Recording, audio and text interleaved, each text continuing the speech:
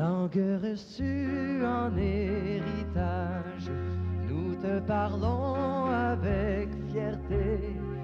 Et sur le nom de notre village, toujours l'accent sera gardé. Il y a près de 400 ans, la région de la capitale nationale n'était encore qu'une immense forêt. Les premiers habitants étaient les Autochtones jusqu'à l'arrivée des colons français durant le 18e siècle. Samuel de Champlain était le premier à explorer la vallée de la rivière de l'Outaouais. Avec l'arrivée des pionniers de l'Angleterre, le marché du commerce de bois débutant vers 1800. L'industrie forestière et la construction du canal Rideau attirèrent les gens à venir s'établir dans la région. C'est ainsi qu'avec les années, le noyau de la population situé à Bytown, maintenant Ottawa, augmente et éventuellement s'établit dans ce qui est devenu la paroisse Saint-Joseph d'Orléans. En héritage, nous te parlons avec fierté. Et sur le nom de notre village, toujours l'accent sera gardé. Donc, les premiers propriétaires de la section d'Orléans étaient des gens de l'armée qui étaient venus ici de l'armée, puis des gens venus pour travailler au canal Rideau. Maintenant, ces gens-là étaient propriétaires, mais ils n'ont pas développé. Donc, c'est seulement que plus tard, quand des gens, après que le canal est bâti, les gens veulent s'établir en quelque part, bon, bien, ces gens-là sont éloignés de la ville puis s'établir le long de la rivière Ottawa. Non pas où le village est aujourd'hui, ça construisait le long de la rivière. Puis, ces gens-là, c'était des gens qui venaient d'en Bas-Canada en partie, puis qui se groupaient ensemble. Bien, avant hier, je travaillais pour une compagnie de transport. Puis on passait ici le matin de bonne heure, des fois le soir. Puis j'admirais le petit village par rapport à dans ce temps-là, Orléans n'était pas bien gros. Il n'y avait pas de Queensway dans ce temps-là, c'est la vieille 17. Ça fait qu'on passait bien tranquillement. Surtout quand on passait le soir, on voyait le monde qui venait, qui allait à l'église, qui venait à l'église, qui se promenait.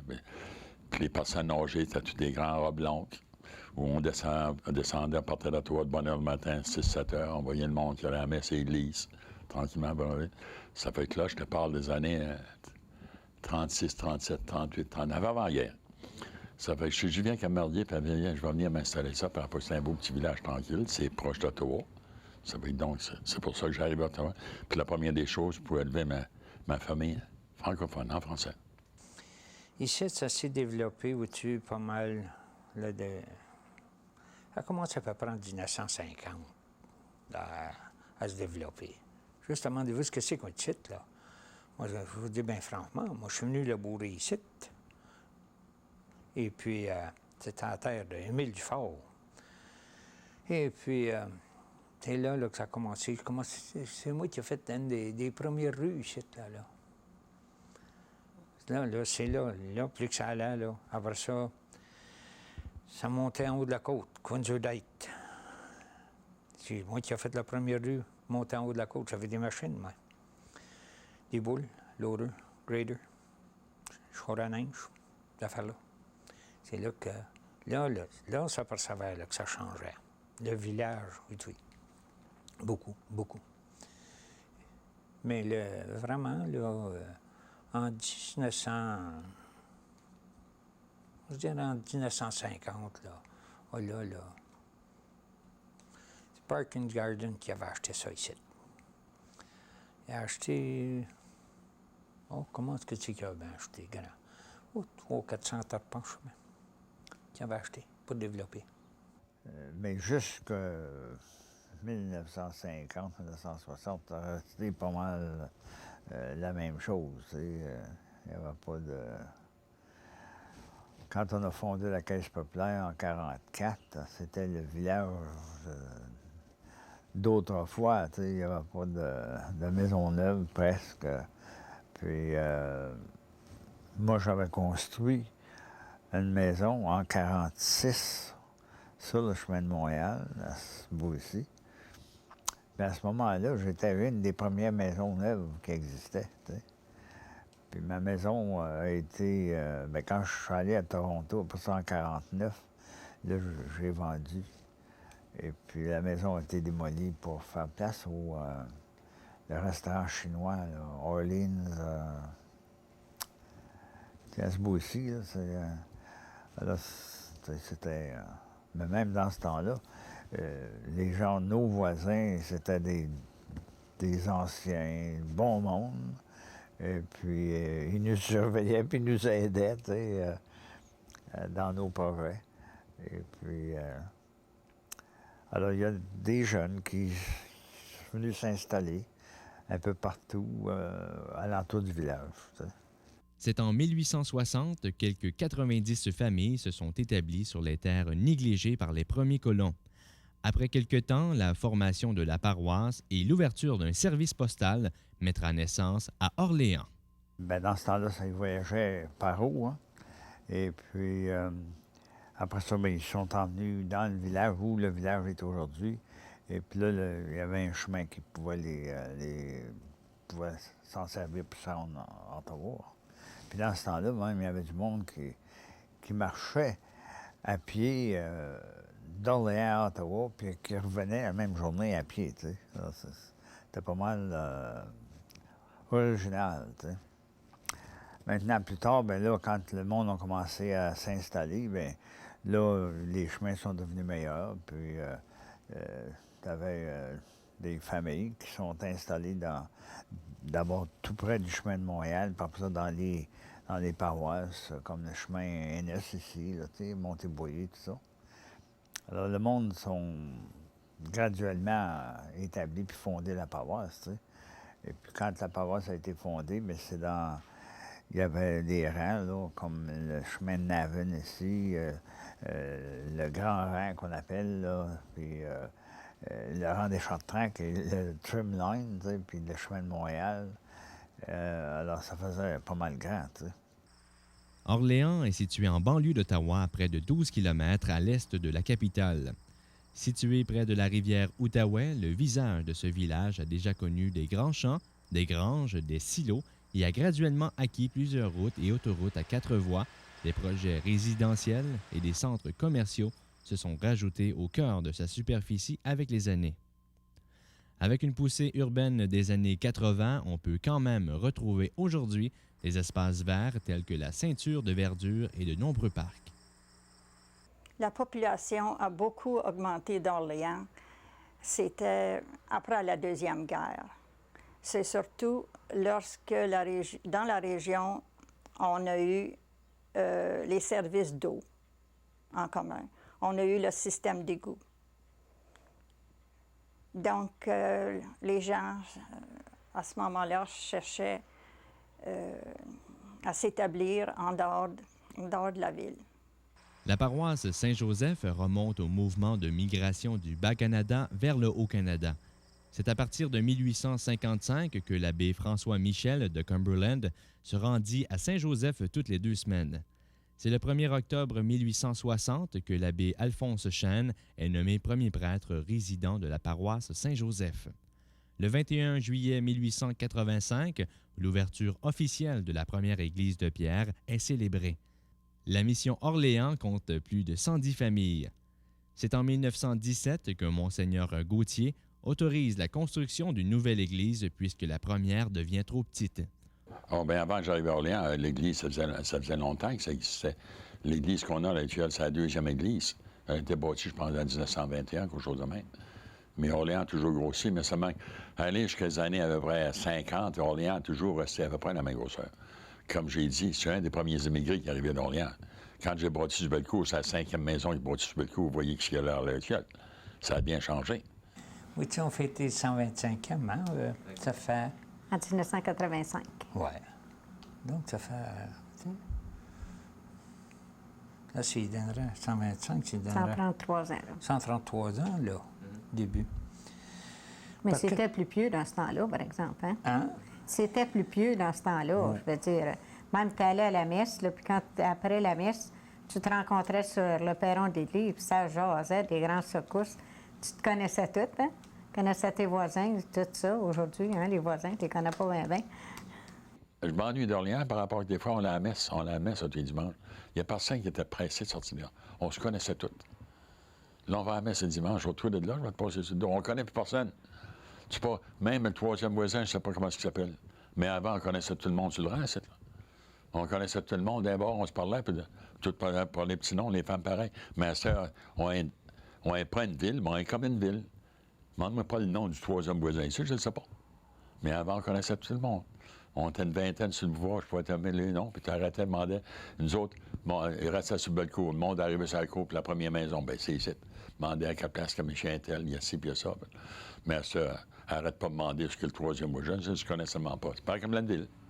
Les curés, avant que le développement arrive, c'était la paroisse qui était le noyau d'intérêt.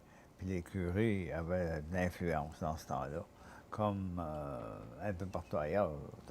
La religion catholique était... eux autres qui menaient le bal un peu partout où ils se trouvaient, tu sais. Aujourd'hui, depuis 1979, une nouvelle paroisse anglophone, la paroisse Divine Infant, a été formée pour servir les gens de la communauté anglophone. C'est en 1988 que la paroisse Sainte-Marie a été érigée pour répondre à la demande de la communauté. La première école à Orléans était l'école de Saint-Joseph de 1939 à 1984. L'école de Saint-Joseph fut bénite le 21 janvier 1940 par Monseigneur Joseph-Hilaire Chartrand. L'établissement était situé où se trouve maintenant la chaîne de restaurants McDonald's sur le boulevard Saint-Joseph. Depuis, plusieurs autres écoles ont été construites, dont l'école Notre-Dame en 1950, l'école de Brézot en 1955, l'école intermédiaire Léo Descôtés en 1969, la première école de secondaire française, l'école secondaire Garneau, maintenant catholique, en 1972, l'école Reine des Bois en 1972 et finalement, l'école des voyageurs a ouvert ses portes en 1983. En plus, plusieurs autres écoles de langue anglaise se sont ajoutées à la communauté durant ces années.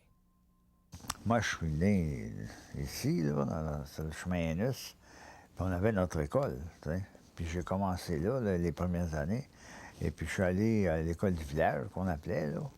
Et puis je marchais soir et matin à l'école, puis là, j'ai passé mes entrées, puis passé les 2 premières années de high school à cette école-là, tu sais. Puis là encore, il y avait des jeunes de mon âge qui vivent dans la région. Il y en a qui sont partis. Puis c'était les sœurs grises qui enseignaient dans ce temps-là, tu sais. Puis après ça, avec le temps, les sœurs, disons qu'on a commencé à avoir des institutrices, mais il n'y avait plus de place, hein.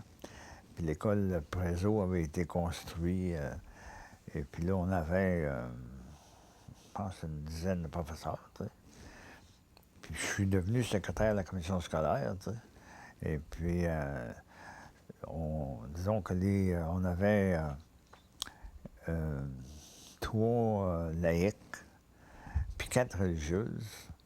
Puis les 3 laïcs gagnaient plus d'argent que les religieuses, tu sais. C'était le même, ça se passait dans ce temps-là, tu sais. Les premières classes devaient être dans des maisons, puis on nous parle d'une première école en arrière de la petite première chapelle.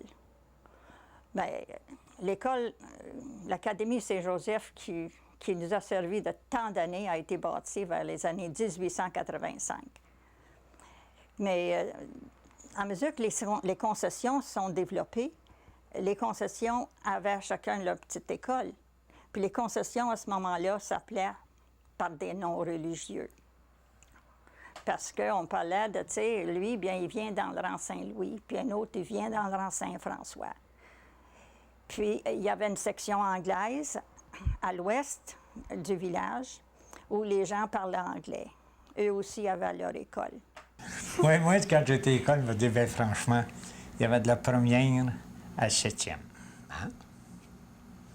Dans le rang des épinettes, comme on dit, là, le grand rang. Et puis, il y avait 2 classes, là. C'était pas séparé, là. Il y avait 2 maîtresses, là. Et puis, là, mettons, comme la maîtresse sur le petit côté qu'on appelait, là, elle peut enseigner jusqu'à 5, puis l'autre, des plus grands, ben, elle avait une couple de classes à elle. Mais les classes, c'est grosses aussi, tu sais. Oh, oui. Oui. Cette école-là, nous autres, je vais dire, bien franchement, il y aurait dû avoir les deux maîtresses, il y aurait dû avoir ben 50, 60 enfants. Pour des années puis des années, la population était toujours la même. Lorsqu'une école, par exemple, qui a duré de 1885 à 1939, puis qui a été renouvelée par une nouvelle école, bâtie encore avec le même nombre de classes, ça veut dire qu'en 1939, la population d'Orléans n'avait pas tellement augmenté. Là, dans peu de temps, cette classe-là avait besoin de 2 autres classes. Dans peu de temps, ça avait besoin d'une autre école. Au point de vue de l'agriculture, Orléans a connu plusieurs fermes autour du village original où se situent maintenant des projets tels que Chapel Hill, Queenswood Heights et la région de la 10e ligne. On peut quasiment pas le dire, ça l'a assez changé. Je dis bien franchement qu'une personne peut donner des détails. Je veux dire, c'est que toutes les fermes qu'il y avait alentour, dans la 10e ligne, aller jusqu'à Ennis Road, là, et puis aujourd'hui à Trim Road, là, c'était toutes des fermes, c'est toutes des maisons aujourd'hui. C'est pas... une personne ne peut pas comment s'imaginer comment est-ce que c'est que ça l'a changé. C'est des maisons. C'est de ça, les maisons. Même si vous descendez de la ville par le vieux 17, là, ça approche juste à l'ouest d'Orléans, c'est l'ancien, ce qu'on appelait, nous autres, la côte d'O'Connor, là. Tout ce que c'est qu'on voit le soir, là, quand on s'en vient de la ville, là, c'est des lumières, c'est des maisons. C'est une ville, comme on pourrait dire. Puis en haut de la côte, Queenswood Heights, là, c'est pareil. Le nom Orléans, quelle est son origine? Avec les années, plusieurs histoires ont tenté d'expliquer la provenance du nom Orléans. Ça, c'est discuté puis discuté.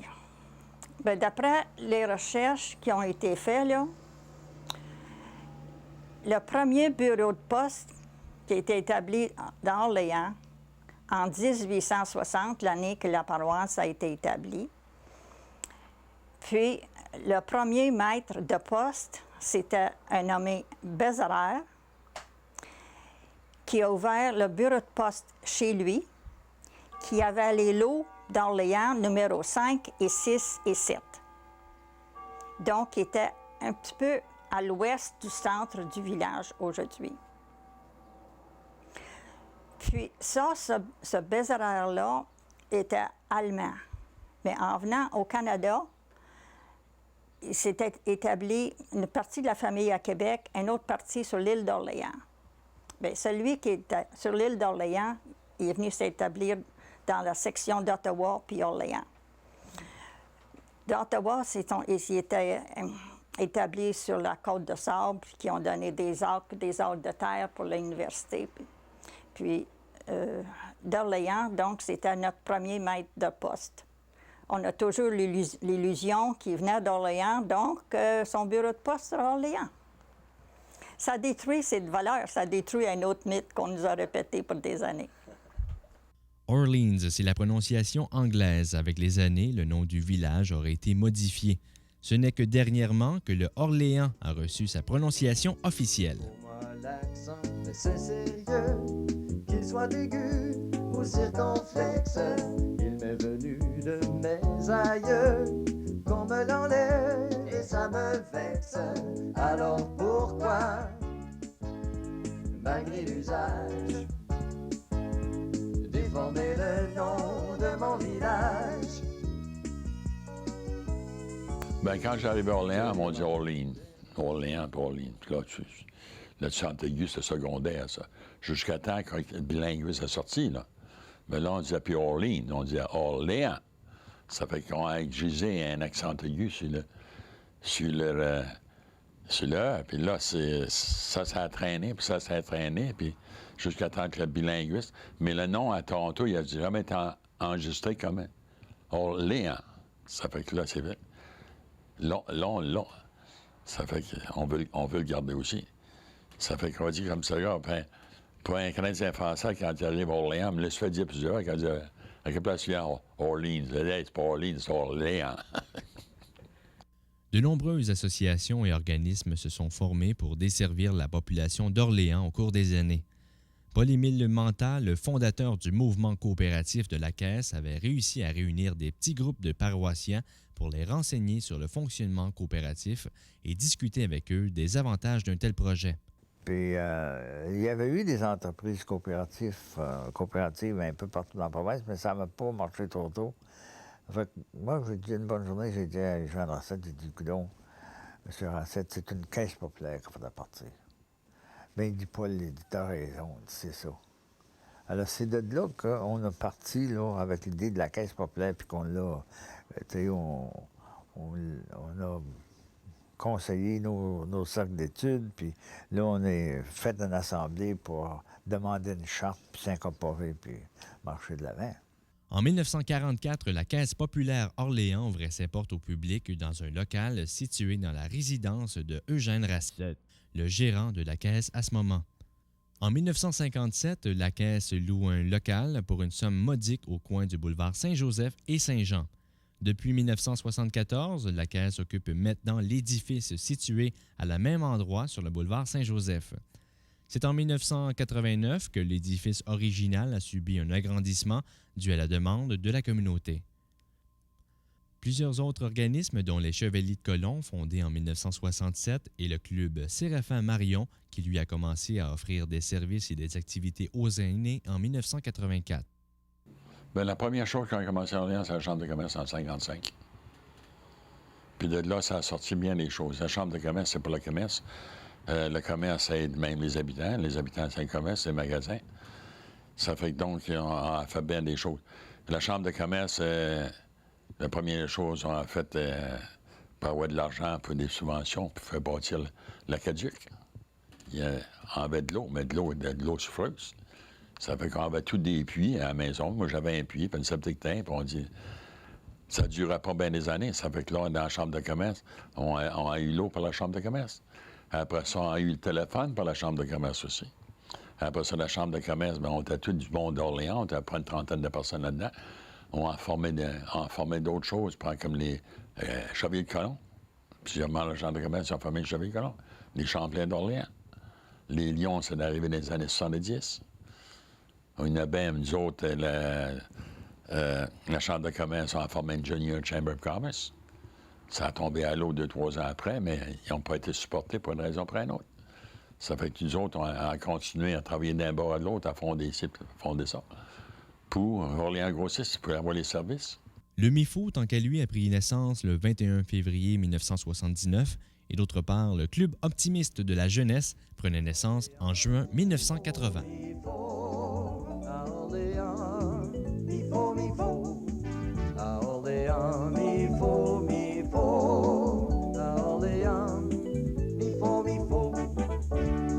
Pour défendre cet héritage, fruit du labeur et du courage que nos aïeux nous ont légué, il faut rester fier du passé. À Orléans, il faut. Mais qu'on veuille ou qu'on ne veuille pas, Orléans, éventuellement, va venir une ville. Il y en a qui disent que c'est impossible. Mais comme j'ai dit, il y avait quelque chose à la Caisse populaire, là, 5-6 ans passés. Harry Ireland, il était maire. Puis là, ça a parlé un peu, Orléans voulait être une ville. Moi, j'ai dit à Harry, j'ai dit, que tu veuilles ou que tu ne veuilles pas, on va venir à une ville éventuellement. Par rapport... Moi, quand je veux aller te voir, il faut que je passe sur le voisin qui est à Greenville, la Ceinture-Vite. Puis si nous autres, Orléans, c'est la Ceinture-Vite. Ottawa ne nous prendra jamais. Ça fait qu'Orléans va venir à une ville, qu'on veuille ou qu'on ne veuille pas. Puis là, tu as vu sur le papier dernièrement, là, il parle d'aller à Orléans jusqu'au Trim Road. Ça fait que ça ferait une belle petite ville, Orléans. Il ne peut pas appeler ça Cumberland. Il y a déjà un Cumberland là-bas. Là. Ça fait qu'éventuellement, ça va venir à Orléans. Par rapport que Gloucester, il est l'autre bord de la Ceinture-Vite. Puis comme je disais à Harry, à toutes les fois que tu viens me voir chez nous, il faut que tu passes à travers du voisin. Puis que quand c'est jour, le voisin va dire, hey, tu n'as plus le droit de passer ici, toi. Ça va éventuellement, qu'on le veuille, le vole pas, Orléans va venir une ville.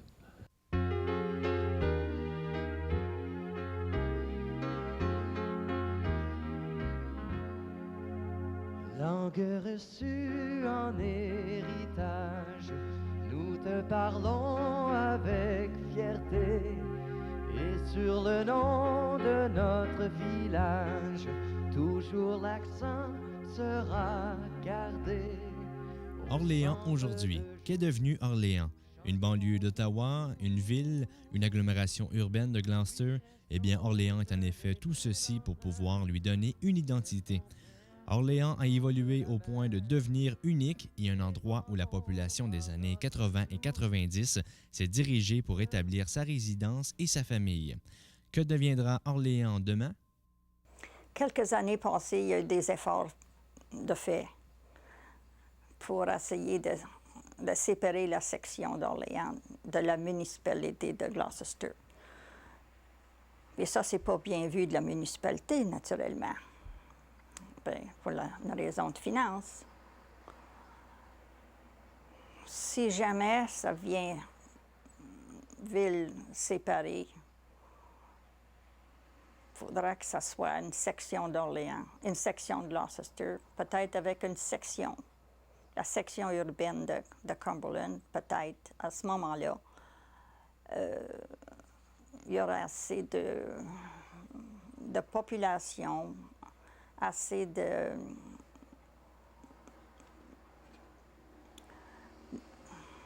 d'assessment, de valeur d'assessment pour s'établir à part.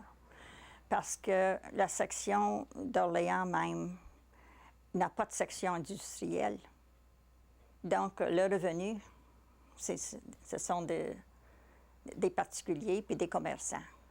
Pour moi, c'est une ville. Ça va être ville avant bien des années. Pour ça a grandi. Mais ça a déjà commencé à avoir l'air d'une ville, hein? Ça n'a pas l'air de notre petit village comme c'est là.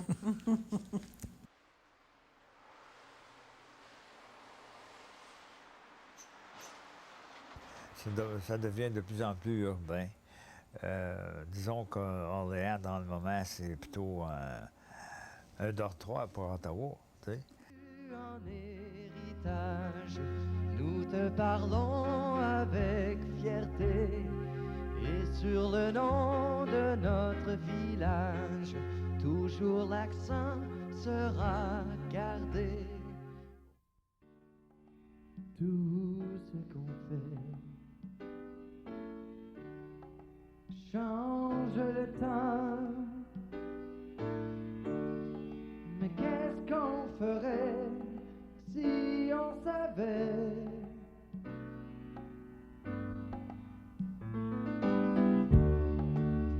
ce qu'un sourire peut vouloir dire au cœur chagrin?